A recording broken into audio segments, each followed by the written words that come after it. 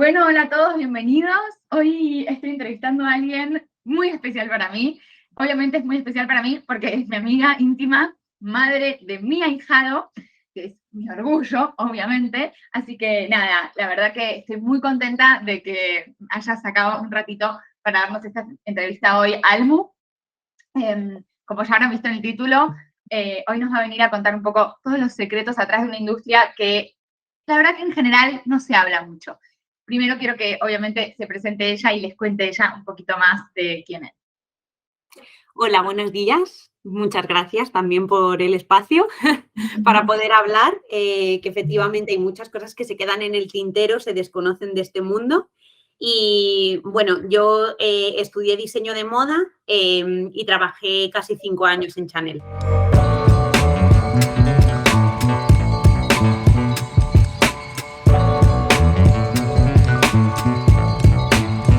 Entonces, bueno, ahora mismo ya no estoy trabajando en el mundo de la moda, pero tengo bastante experiencia en él y bueno, sobre todo en la parte de lujo, estoy muy relacionada con ellos, todavía sigo teniendo relación y bueno, encantada de poder abrir un poco Me la caja. encanta.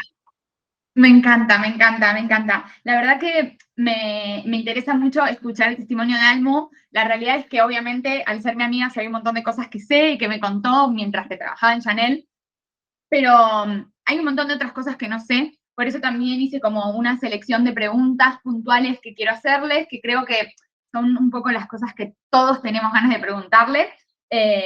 De todos modos, obviamente que el hecho de que seamos amigas nos da la posibilidad de que si después quedan preguntas que no le hice, podemos ver después cómo hacemos, a ver si en algún otro formato resolvemos las preguntas que tengan ustedes. Así que dejen en comentarios todo lo que quieran saber, que alguien nos va a ayudar seguro. Lo primero que te quería un poco preguntar es, quería que nos cuentes bien como de tu historia particularmente, cómo y por qué te acercas al mundo de la moda, cómo entras en este mundillo. Pues entré un poco por casualidad, como le habrá pasado a muchos con 18 años, no tenía ni idea de qué quería estudiar, pero tenía claro lo que no quería estudiar. Y al final en mi casa siempre se ha dicho mucho lo de mejor diseñadora feliz que abogado deprimido y bueno, me compré ese título. Entonces, decidí con 18 años estudiar diseño especializado en moda y lo estudié aquí en Madrid y mi primer contacto con el lujo y con el mundo real, bueno, pues fueron mis prácticas. Tuve que tener 2 intentos para finalmente abrir convenio con Chanel. La segunda fue la vencida, conseguí abrir el convenio y bueno, primero hice ¿Cómo unas... funciona? Perdón, algo que te interrumpa. ¿Cómo funciona un poco? Porque es cierto que la mayoría de nuestro público es argentino. Es interesante que no aclaramos, yo estoy en Buenos Aires actualmente, Almudena está en Madrid.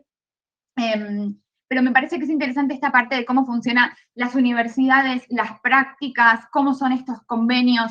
Esto es información que creo que hay mucha gente que por ahí le interesa irse a estudiar a España o a otros países y creo que es interesante que nos cuentes un poquito más cómo funciona desde allá.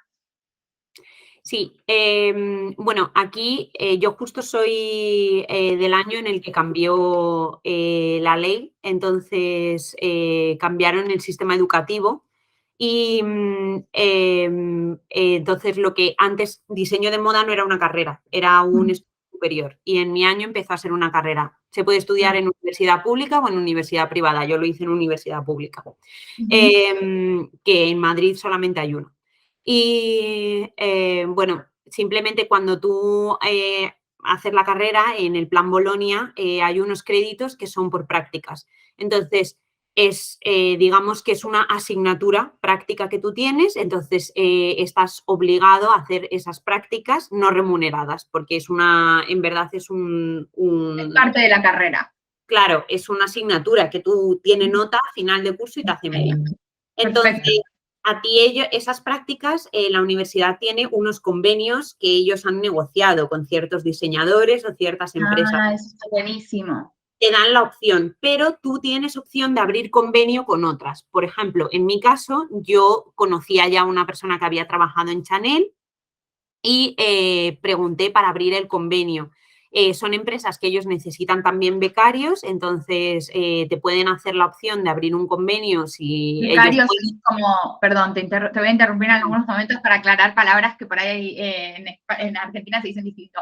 Becarios son como la gente que hace prácticas en una empresa, que entra como eso, cuando haces prácticas en una empresa y entras como en un puesto no remunerado que simplemente estás aprendiendo, como un Un intern. pasante. Eso, un intern, un pasante. Y bueno, yo en mi caso hablé con la directora de mi universidad para abrir un convenio con Chanel porque yo ya tenía el contacto y bueno, imagínate que me dijeron que no. O sea, vos antes de conseguir el trabajo ya habías pedido primero abrir, o sea, hablaste con la universidad. Y una vez que hablaste con la universidad te dijo que no. Efectivamente, me dijo que, imagínate qué desconocimiento tenían, que me dijeron que trabajar en una tienda no son prácticas. ¿Cómo? Claro, porque Claro, aclaremos es que que Almo ese es un trabajó en la tema. tienda de Chanel, en la Claro, ese es un boutique, tema a en el puntualizar local. que la gente no entiende lo que es una boutique. Una boutique no es una tienda al uso, no es lo que nosotros conocemos, estamos acostumbrados en un centro comercial. Claro, no es O, un local de un shopping normal. claro, es un sistema completamente diferente. Es una forma, es verdad que es un punto de venta físico, pero hace muchísimo más que la venta en sí. Es mucho más, se asemeja muchísimo más a una venta de lo que puede ser, bueno, es que es lujo, o sea, Claro, un claro, es más como un concesionario de atelier, lujo. más que como si fuera un Claro. espacio mucho más privado y mucho más como de la marca y no tan despersonalizado como puede llegar a ser por ahí un local de Zara, digamos, ¿no? Claro, no es autoservicio para nada, Claro, no es otra simplemente dinámica, una reposición, tiene muchísimo más detrás. claro. Entonces, bueno, ellos no lo entendían en ese momento y me dijeron que no. Yo hice las prácticas en otra empresa, hice las prácticas en una startup de moda. Ah, mira. Sí, y de vestidos de novia. Y después, cuando ya había terminado, tuve la oportunidad de entrar con prácticas extracurriculares, que viene a ser que ya has terminado toda tu carrera, pero te dejan un espacio para, a través de un estudio universitario, es decir, cobrando menos que si entraras porque al final eres estudiante y es tu primer trabajo, puedes entrar en una empresa y eso te facilita un poco empezar tu carrera profesional. Claro, eso está buenísimo. Bueno, entonces el proceso como para entrar a Chanel fue un poco a través de un contacto y vos pensás que si no tenés un contacto podrías haberlo hecho igual desde otro lado o no. Bueno, sí que hay gente que entra directamente aplicando desde la calle. Lo que pasa es que Desde un em, LinkedIn. claro, efectivamente. Ellos sí que se abren ofertas de empleo y una vez que se abren, por ley además en España se abren de forma interna y externa. O sea que cuando hay una oferta de empleo se pone tanto públicamente como internamente para que cualquiera de la empresa o fuera de la empresa pueda aplicar a ella. Pero sí que es verdad que hay que puntualizar que también eso es otra cosa que tienen las boutiques. Hay muy pocas. A lo mejor pongamos una tienda pues más conocida, tipo Zara, hay una en cada barrio aquí en Claro, España. claro, Eh, esto es importante. En Chanel hay, o sea, Chanel en Madrid hay una. hay una en Madrid y hay una en Barcelona. Solo hay dos en todo el país. Claro. Entonces, Por claro, eso también creo que está ahí la gran diferencia entre lo que es una boutique de una marca de lujo versus un local de cualquier claro. otra marca, ¿no? Y entonces, la asiduidad con la que ellos ponen empleos o en la que hay rotación es muy baja, porque claro, el número de empleados es muy bajo. Al final, son empresas muy grandes, sí que es verdad que trabaja muchísima gente, porque es una boutique en la cual en la mía había casi 40 personas y en la de Barcelona 80. O sea, que sí que en la propia boutique, ya de por sí, sin contar oficinas y todo el resto, sí que hay muchísima gente, pero claro, es gente muy, digamos que es muy experta, tiene ¿cómo Son muy diría? específicos, son como perfiles muy Sí, específicos, ¿no? son perfiles muy difíciles de encontrar y tienen, que por lo general rotan muy poco.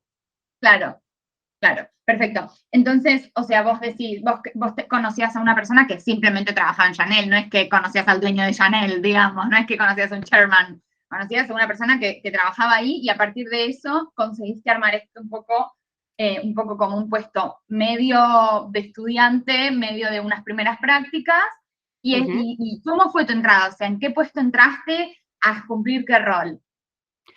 Yo empecé de lo que es de becaria, de intern, entonces básicamente rotaba entre, o sea, creo que es importante entender cómo funciona una boutique. Al final, una boutique, aunque sea un punto de venta físico, tiene muchísimo trabajo de fidelización de cliente, de marketing. También tiene el departamento que se encarga de visual, de escaparate y de... Escaparate es vidriera. ¿eh? Perdón, que escaparate para los argentinos es vidriera. Ah, vale. Claro, hay que ir haciendo la traducción. Hay que ir haciendo, claro, en simultáneo. Yo soy una traductora en simultáneo. Luego aparte, pues tenemos el departamento digamos, el departamento financiero también está dentro de la boutique, porque al final la facturación es muy grande. Entonces tenemos distintos departamentos y un poco lo que hacía era el apoyo sobre todo a venta y al departamento comercial y a back office. Me encargaba pues sobre todo de los almacenes, albaranes, toda la gestión de cuando recibíamos mercancía, los pedidos de mercancía, etcétera. Claro, wow, wow, es impresionante. La verdad, es impresionante. Y me parece que es muy llamativo y es súper interesante esto, ¿no? De lo distinto que es una boutique de Chanel a cómo funciona una marca de las cuales estamos más acostumbrados, ¿no? A mí me gustaría un poco preguntarte, a raíz de esta entrada, cuando vos entraste de repente, me imagino una chica recién salida de la universidad de estudiar diseño de moda, entrar de repente al mundo Chanel debe haber sido como una cosa súper impresionante. Me imagino que debías estar con ciertas expectativas y me gustaría saber qué cosas te sorprendieron para bien y para mal, digamos. ¿Qué cosas dijiste, wow, esto no me lo esperaba? Y cuáles dijiste, esto me lo esperaba muchísimo mejor y al final es una cosa muy comúncita. Yo cuando empecé a trabajar en Chanel, obviamente a mí me picaba el gusanillo de la curiosidad porque era Chanel, o sea, es una de las mejores empresas de moda del mundo y es lujo, muy desconocido para los que no habitúen a comprar allí. Entonces es muy místico cuando lo ves desde fuera. Yo también entré completamente a ciegas, no sabía lo que me esperaba. Es más, de las cosas que más me sorprendió es que yo esperaba que hubieran muy pocos clientes al día. Yo pensé, bueno, Chanel con los precios que tiene venderá que 2, 3 bolsos al día. ¿Cuál es Nada. el promedio? Perdón que te interrumpa. ¿Te acordás más o menos para tirar un promedio del artículo, el valor del artículo promedio, más o menos? Bueno, ahora mismo han subido mucho los precios porque además tienen tendencia a subir cada año. Sí. Digamos que suben siempre en artículos de lujo. Claro. Pero yo cuando estaba, el bolso clásico, el que todo el mundo conoce de la doble C, ese valía casi 5.000 euros. Claro. O En sea que un el, ticket promedio para vos podía ser facturar 5.000 euros de un cliente. sí, el bolso en tamaño pequeño. Claro. Después sí lo vas subiendo. Bah, perdón que te interrumpí para hacerte este detalle. Seguí contándonos cómo fue esto que estabas contando de cuando entraste. Que te Nada, esperabas simplemente que no hubiera tantos clientes.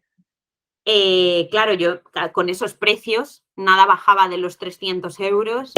Un bolso normal pues son entre 2.000 y 5.000, bolsos de 10.000 euros, chaquetas de 8.000. No esperaba que tuviera muchas ventas y nada más lejos de la realidad. Eso es constante, o sea, es un sin parar de ventas, de clientes. De todo lo que hay detrás, que es eso, no es un sitio de autoservicio, es un sitio en el que tienes mucho contacto con el cliente, es diario, tienes muchísimo trabajo con él, contacto a todas horas. Hay Para mucho clientela fija, ¿no? También como mucho del cliente recurrente, ¿no? Claro, es muy importante en este tipo de comercio la fidelización del cliente, por lo tanto, se tiene muchísimo cuidado con el mantenimiento, o sea, el establecer un contacto diario prácticamente con ellos y los clientes recurrentes vienen cada semana. Ujú. Claro, claro, esto es súper interesante. Y entonces esto de, como esto es lo primero que te sorprendió, que haya tanto flujo de clientes, haya tanta venta por día, y de toda esta parte un poco de lo que, como lo que yo, por ser tu amiga, un poco conozco del mundo Chanel, de todas estas capacitaciones, toda esta parte que hay como atrás de la boutique, que yo me acuerdo que cuando me contabas y todo, a mí me interesaba un montón. Eso, ¿cómo fue para vos vivirlo? Como una chica súper joven, ¿cuántos años tenías cuando entraste? Pues cuando entré, estaba 23. terminando la carrera, ni la había terminado del todo, o Claro, sea que tenía 20 años, 21 años. claro, claro, wow, wow, 21 años, sí. impresionante. Sí. Y nada, eso, quería ver si nos podías contar un poco de cómo era esto de todo el mundo de atrás de lo que pasa entre bambalinas, ¿no? De las capacitaciones. Pues es muy interesante, o sea, cómo funciona al final. Creo que eso, luego habiendo estado en otras empresas que no son de moda, al final te das cuenta de que cada empresa funciona de forma diferente y que al final las ventas son ventas. O sea, al final da igual si lo que vendes es un producto farmacéutico, un bolso de lujo, un tipo de alimento, al final lo que marca un poco la diferencia es si vendes a B2C o B2B. Y básicamente funciona, aunque vendas a un tipo de cliente o a un tipo de empresa, al final funciona más o menos igual. Es muy importante que en cada empresa es un mundo, pero todas las empresas se basan en un sistema de dar muy buen servicio al cliente, no reducir al mínimo las quejas y los problemas y fidelizar muchísimo para que el cliente quiera seguir comprando. Entonces, bueno, dentro de cada empresa hay una estrategia. Obviamente, Chanel es puro branding. Lo que vende es su marca. Lo que vende es lo que significa, lo que representa. Ha hecho de su nombre, ha hecho un significado completo. Entonces, cuando llevas un Chanel, sí, tienes una identidad cuando llevas un Chanel. Entonces, obviamente esa identidad pues va cambiando mucho. El Chanel que comenzó en Madrid con una boutique vendía muchísimo más pues a la nobleza española, a las altas esferas. Ahora vivimos en un mundo que es muy internacional, entonces al final también todos los comercios pues se tienen que adaptar a los cambios. Antes básicamente el cliente medio de la boutique eran pues eso, condesas, duquesas, mujeres y ahora tenemos clientes de todas partes del mundo, tenemos hay vendedores personalizados para cada cultura o cada idioma. Entonces, un poco se personaliza todo al detalle para que la venta sea lo más agradable posible, para que cuando tú vas a comprar un bolso, bueno, además Chanel no tiene venta online. La estaba poniendo cuando yo dejé de trabajar, pero no para todos los productos.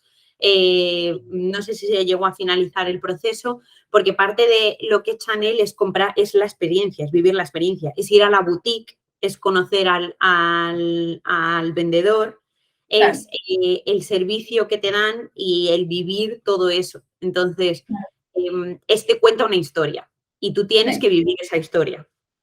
Y a ustedes como empleados los hacían un poco vivir esa historia. Yo recuerdo que has viajado a París, no sé, como les daban clases de francés incluso, como a nivel, a mí me parece que es interesante, como a nivel marca, todo lo que hacen para que los empleados conozcan incluso la historia de Coco Chanel, de quién era ella, de este espíritu que se vive realmente, que no es simplemente como, bueno, el típico discurso que te da el departamento de marketing que te lo baja como en un mail y fin, ¿no? Claro, efectivamente es una empresa. Claro, es que muchas veces esta es la parte que no se ve. La gente cuando piensa en Chanel piensa en el lujo, digo en Chanel como en Dior o en Hermès, en cualquier tipo de marca de lujo. La gente un poco lo que piensa es la típica niña bien con un bolso caro. Y esa no es la realidad. Son empresas que son, bueno, aparte de que la industria textil es enorme, es una de las industrias más potentes a nivel mundial. Tiene un poder enorme, factura muchísimo, mueve muchísimo. Las empresas de lujo son la punta del iceberg de toda esa monstruosidad de empresa. Entonces, digamos, vamos, igual me llaman loca por hacer esta comparación, pero vamos, nada lejos de envidiar un Chanel a un Google, un Amazon, son Claro, las grandes en sus sectores. Y, por claro. supuesto, te tratan como tal. A ti te inyectan Chanel en vena. O sea, vives por y para Chanel. Vas a París a las formaciones, te hospedas en un hotel en el centro, en la Rue Cambon, vas a la boutique, vas a ver el piso de Coco Chanel, que no lo El ves. departamento, el piso es el apartamento. Eso Sí. es impresionante, me acuerdo cuando me lo contaste. Tienes, pues depende del departamento en el que trabajes, tienes formaciones en otras boutiques y a lo mejor pues tienes que ir a Ámsterdam, tienes que ir a Copenhague. Tenemos también formadoras europeas que vienen a la propia boutique a enseñarte cada vez que hay una colección nueva, vienen a enseñártela, a que la aprendas, a que te empapes de ella. No es solamente, tengo un producto, cojo y lo vendo. No, tú tienes que creer en ese producto. Ese producto es de calidad, te enseñan cómo son los talleres, cuántas horas se ha dedicado para hacer cada chaqueta, cada pluma que van a poner en un sombrero. Entonces, Claro, todo claro, eso. para que después cuando vos estés ahí, lo valores como tal y lo puedas transmitir, ¿no? Claro, es que es un producto que tiene un precio porque tiene todo eso detrás. Entonces, en parte sí, es porque Chanel y es la firma y es el branding que han hecho, pero también es por todos esos detalles. O sea, ellos son dueños de cada detalle que hacen y te lo transmiten y tú eres la imagen de esa firma. Entonces, tienes que ser 100%. Tienes que estar 100% empapado en su espíritu, en la Claro, luz claro, de es Chanel. impresionante. Claro, es borderline, brainwash, como un poco, ¿no? Yo me acuerdo para la gente que me conozca un poco de redes, les cuento que Almu trabajaba en Chanel y mi otra mejor amiga también, ellas trabajaban las dos juntas, y había una época que yo viajaba a Madrid y me quedaba un mes en la casa de ellas que encima vivían juntas, y era como de verdad, de repente entrar como en un universo Chanel. Ellas dos se despertaban a la mañana, se ponían el uniforme, que es un uniforme de Chanel, obviamente, y se ponían el uniforme y se iban a trabajar, y vos entrabas en ese baño y mamita querida, Dios mío, la cantidad de perfumes, maquillajes, cremas que yo he visto ahí, unas ganas de agarrar un bolsón y empezar a llevarme todo que tenía.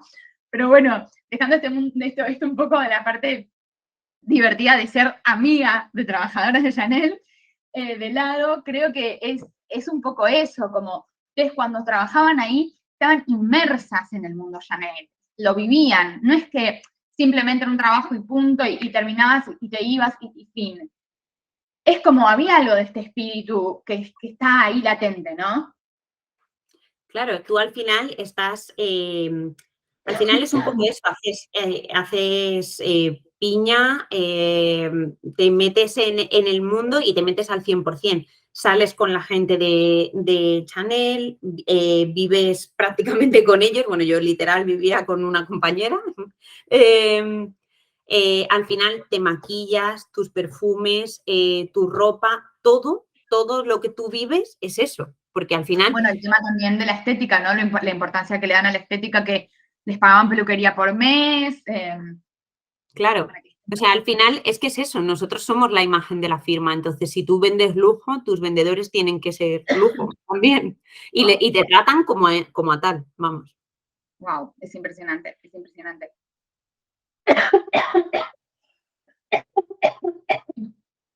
Perdón, que me... La emoción, nos ha podido la emoción. Bueno, otra de las cosas que yo te quería preguntar es un poco si, en realidad me interesa saber esto, ¿no? Como saber cuáles son las cosas, porque después de toda esta imagen que estamos mostrando de todo este mundo de fantasía, porque es un poco un mundo de fantasía, ¿no? ¿Qué cosas te parece que habría que cambiar? ¿Qué cosas te parece que habría que mejorar? ¿Qué cosas te parece que no están tan bien manejadas? ¿Y cuáles son estos mitos que vos dirías, mira, esto es lo que todo el mundo se imagina, pero en la realidad no es tan así? Bueno, a nivel cambio, obviamente cuando tú te metes en una multinacional tienes que saber que entras en una multinacional. O sea, al final no deja de ser un trabajo por muy... obviamente hay mejores trabajos y peores. Que te traten como una reina y vayas a hacer tus formaciones a París es maravilloso y suma puntos para ser un buen trabajo, pero no deja de ser un buen trabajo. Entonces, tampoco se puede perder, o sea, un trabajo en sí. Tampoco se puede perder el enfoque. El problema que tiene el mundo de la moda es que es un mundo que tiene mucho amiguismo. Al final te mueves muchísimo por... o sea, al final las pautas, la metodología de trabajo, porque cada empresa tiene, también dentro de la moda, cada empresa tiene su propia táctica de venta, tiene sus truquitos para volverse más exclusiva, menos, vender más, menos. Entonces, al final, todo eso no es como un trabajo, digamos, yo que sé, un contable, que a lo mejor su día a día... Perdón, traducción. Traducción. Subtítulos. Su día a día, al final, pues sabe que aunque se cambie de empresa, va a ser más o menos el mismo, si tiene más o menos el mismo perfil de trabajo. En moda, por ejemplo, cambia mucho la persona con la que trabajas. Entonces, que te toque un jefe con una metodología u otro cambia muchísimo y generalmente se mueve mucho por enchufe, por amiguismo, al final... Nepotismo puro y duro. Efectivamente, te conocen, saben cómo funcionas y al final pues los equipos se mueven, se hacen y se deshacen un poco alrededor del director que tengan. Entonces, en ese sentido, veo que, bueno, obviamente lo que cambiaría sería, no es tanto a un nivel de Chanel, sino es un tanto a un nivel empresarial. Chanel es una empresa que ha cambiado muchísimo. Como decía, desde que se abrió la primera boutique y había la atención a señoras hasta ahora que tu mejor cliente puede ser una persona que resida perfectamente en Río de Janeiro y simplemente venga a Madrid para comprar porque le cae bien su vendedor de Madrid y se coge su jet privado todos los meses para ir a comprar, y esto es una realidad. Ahora Sí, que para nosotros es ridículo, pero hay gente que vive así. Vivimos en un mundo globalizado, los ricos son los que son y al final muchos de los clientes son a nivel mundial, a nivel global. Entonces, obviamente, ahí hay un salto generacional que, bueno, ha pasado muy rápido y es verdad que es difícil de gestionar a nivel interno en la boutique. Tenemos gente que tiene un perfil mucho más senior y acostumbrado a un tipo de cliente que era el antiguo cliente de Madrid, y luego tenemos a una persona que habla 7 idiomas, está especializado en japonés, y en cliente japonés y se dedica a atender a los clientes VIP de Japón. Claro. Entonces, Wow. pues obviamente todo eso a nivel empresa es muy difícil sostenerlo, es muy difícil trabajar, es un ambiente muy multicultural y bueno, todo ese tipo de cosas pues siempre son complejas. Cambiaría un poco que se diera valor a la profesionalidad por encima del amiguismo, pero es una cosa que he visto que pasa no en el lujo, sino en general en la moda y en otros sectores también, pero bueno, en general en la moda pasa mucho. Sin duda.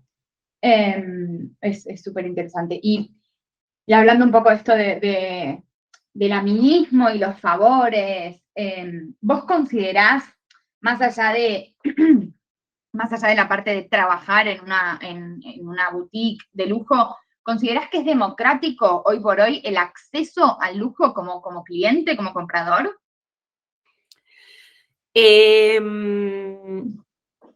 Si es justo, sí. O sea, sí, me parece que sería muy hipócrita decir que no lo es. A lo largo de la historia siempre, o sea, ya siempre, si partimos de la base de que el lujo es inalcanzable para muchos, si eso lo considero injusto, no. O sea, sería hipócrita pensar lo contrario cuando a lo largo de la vida, de la sociedad, de la historia, siempre el rico y el poderoso se ha intentado diferenciar. En las tribus donde llevan collares en el cuello, el más poderoso lleva más collares. En la antigua Roma había leyes que prohibían a los pobres llevar ciertos colores en el vestuario para diferenciarse. En Inglaterra ha habido normas en las que a ciertas personas de ciertas clases sociales se les ha prohibido comer carne porque era símbolo de riqueza. Sí, eso no deja de ser eso, ¿no?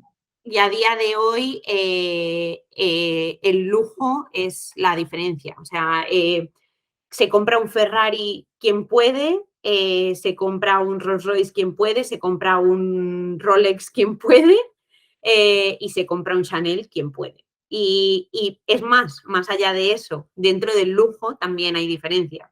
No todas las firmas son alcanzables solamente por dinero, sino algunas son porque te la quieran vender, que es otra estrategia de marketing que tienen, que eso ya es como la crème de la crème. Si consigues X producto es porque verdaderamente ya no es que tengas dinero, sino que eres alguien. Dios. Eso ya es un poco más, por lo menos a mi criterio, es un poco más fuerte, ¿no? Cuando ya hay lista de quién sos, ¿no? Eso ya es un poco más borderline.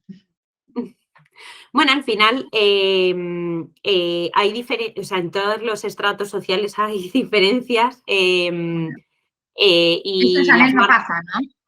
¿Eh? Perdón, eso en Chanel no pasa, ¿no? No, en Chanel lo que pasa es que o sea, hay producto que está limitado, pero porque se hacen productos que son muy exclusivos. Entonces, a lo mejor hay un bolso que solamente hay 10. O un reloj, ¿Y cómo se elige quién que compra son... esos 10? ¿Eh? ¿Cómo se elige, perdón? ¿Cómo se elige quién compra esos 10? ¿Es el que llega Eh, primero? ahí va un ¿Realmente? poco la fidelización del cliente. En Chanel no hay un no te puedo un no te quiero vender. Todo el mundo puede acceder. Lo que pasa es que cuando un producto es limitado, obviamente el cliente más fiel y que tiene más contacto va a tener el acceso antes. Entonces, para cuando un producto está limitado, obviamente, si solamente hay 10 y tu cliente ya te ha dicho que es un cliente VIP, un elite, te ha dicho que quiere X producto y está muy limitado, haces todo lo posible por conseguirlo y obviamente como tú ya tienes la venta cerrada, pues te lo vas a llevar antes. Entonces, ahí está un poco el elitismo en el cliente que más compra, que más fiel es y que más contacto tiene, obviamente va a tener la información más fresca. Es impresionante, ¿no? Porque es como un círculo vicioso al final, como cuanto más compras, más podés comprar. Digo, es perfecto, realmente, porque cuanto más compras, más Claro. puedes comprar, y entonces sacan más productos exclusivos para que vos más ganas tengas de comprar más para poder acceder a esos productos más exclusivos. Y es seguir retroalimentando una cadena de consumo infinito y que si nos ponemos a hacer números, directamente nos caemos de culo. Que esto, si lo pensamos, es una cosa que se hace en todos los sectores, es decir, el que tiene más dinero en el banco es el que le lleva el mejor director de cuentas y por lo tanto le invierten mejor el dinero y le dedican más tiempo. Y la persona que más, el mejor cliente de una empresa va a ser el que mejor producto se lleve cuando hay escasez de ese mismo. Entonces, al final, obviamente el poder pues trae poder. Y... Obvio. Wow, wow. Bueno, Pero vamos, un poco...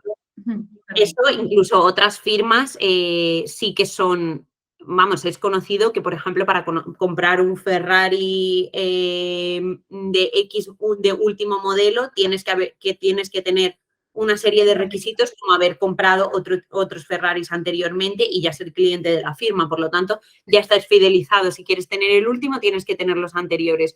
En Hermès tienen la wishlist, que cuando quieres X bolso que es muy solicitado, ellos te anotan y en base a las condiciones, ves. claro. Para las tarjetas de crédito hay ciertas tarjetas que son exclusivas y te las tiene que ofrecer el propio banco. O sea, es... Sí, es cierto que funciona un poco así en distintos ámbitos, ¿no?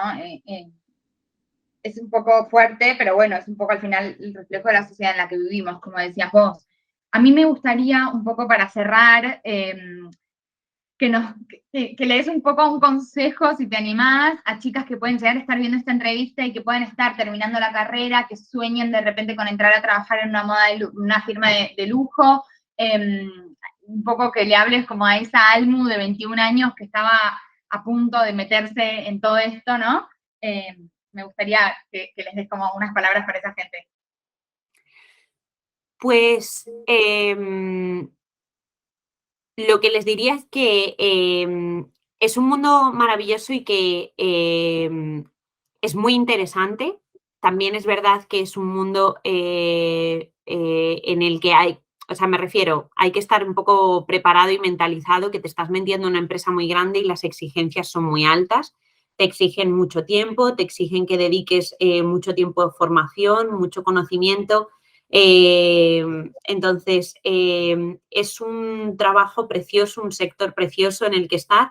No todo es relacionado con la moda. Dentro de las propias boutiques hay, pues lo que decía, hay departamentos más de financiero, más logísticos.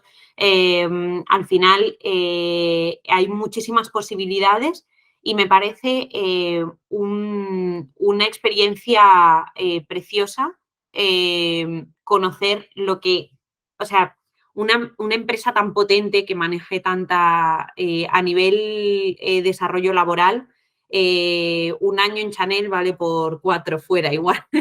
Tienes que, hablas con gente increíble, con la gente más millonaria del mundo, con perfiles súper interesantes, te dan muchísimas posibilidades y lo único que hay que estar preparado, que no es, es un trabajo en el que te involucras al 200%, no es un trabajo para cumplir 8 horas, cerrar la computadora e irte, porque es un trabajo que te envuelve al 100%, pero bueno, eso es como quien se quiere meter en una empresa, un Google, un Amazon, sabe que es una experiencia increíble, pero que tiene que estar a la altura de ello.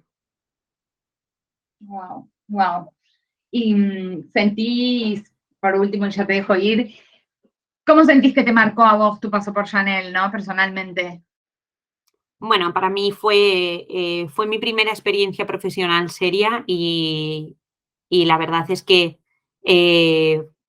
fue un avance o sea, di pasos de gigante. O sea, empezar directamente en una empresa tan grande también está muy bien porque empiezas muy pequeño, eres muy moldeable, todavía no vas con unas ideas, ahora mismo pues ya con más años de experiencia en el mundo laboral, al final, perro viejo, pues tienes tus propias formas de trabajar, ya entiendes más lo que te gusta, lo que no te gusta. En ese momento eres plastilina. Entonces, me parece que fue impresionante porque pude aprender muchísimo, tuve la oportunidad de formarme en distintas culturas, abrir mucho mi mente, entender el business,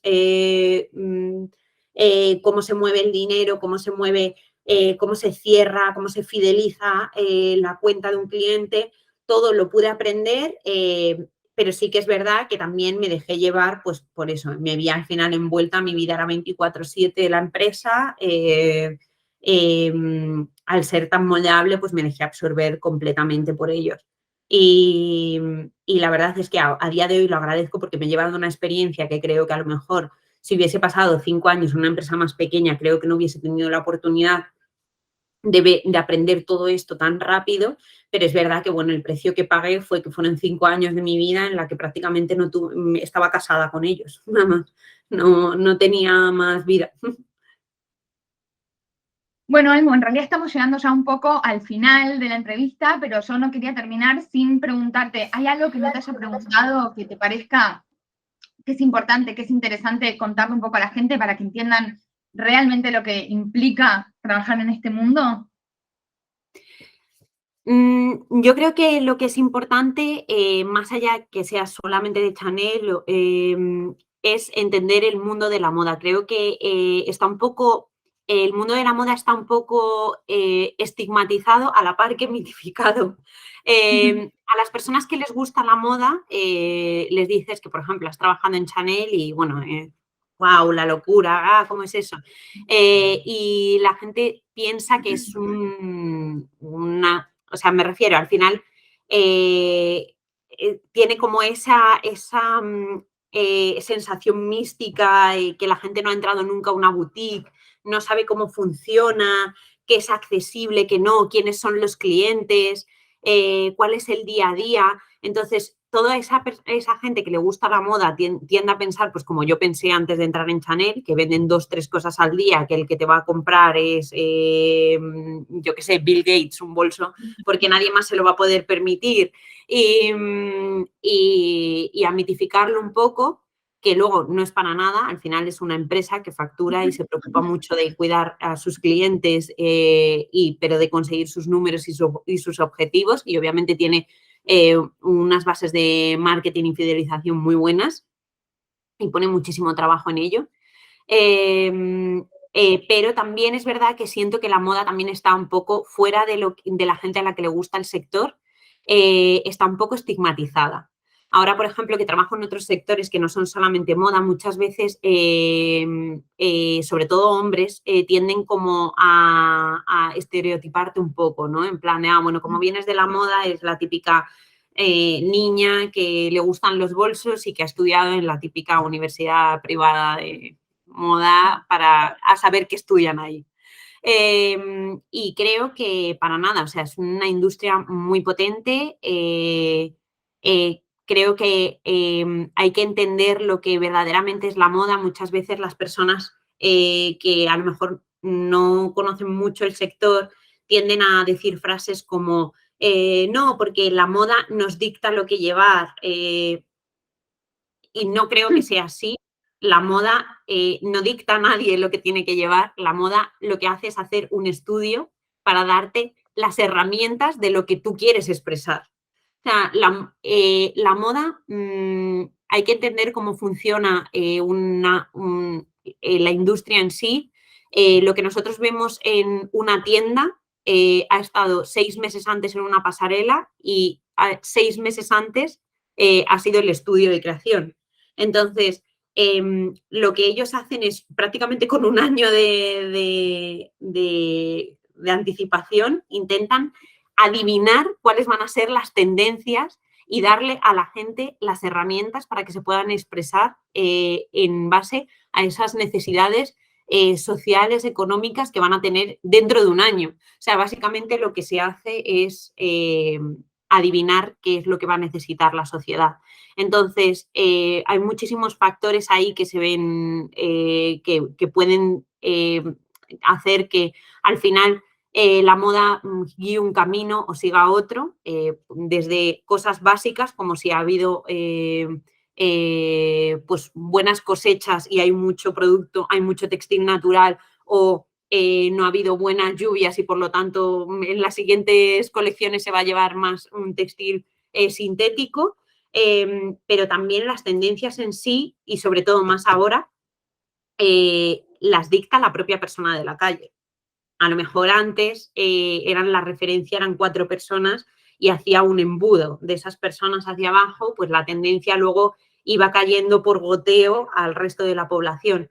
Pero a día de hoy, más con la inteligencia artificial que hay, que se puede, en un minuto pueden analizar miles y miles de perfiles en Instagram, en TikTok, en todas las redes sociales, pueden saber perfectamente lo que la gente quiere o no quiere llevar. Entonces, creo que también es muy importante entender que la moda es una industria muy potente que lo que intenta es adelantarse para darle al cliente aquello que el cliente todavía no sabe que quiere consumir.